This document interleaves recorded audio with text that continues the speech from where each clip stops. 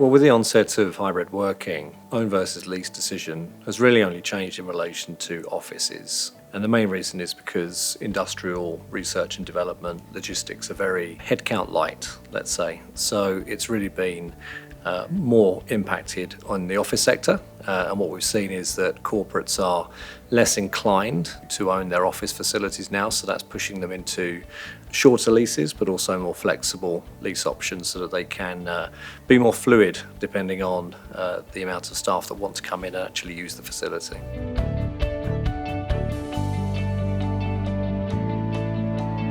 I think the key positive outcome of the growth in sale and leaseback transactions is really related to corporates' ability to raise capital. As we've seen through last year, and as we are going to see this year, there's a significant amount of corporate debt sitting on balance sheet which needs to be refinanced. And one of the ways for corporates to do that is to undertake a sale and leaseback, to raise relatively cost-effective capital to be able to pay down those loans that sit within their balance sheet and to deleverage. That's obviously a positive for the company because it puts them into a much more stronger position financially.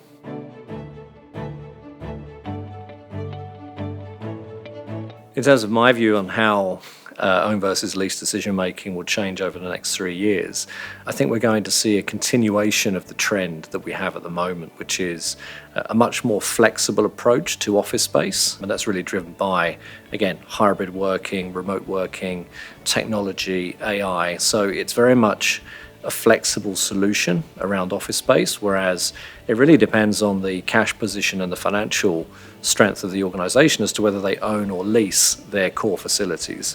Companies who are cash rich, probably investment grade and above, will choose to own their facilities which are core, whereas other companies who need to put that capital to alternative uses will continue to lease their properties going forward.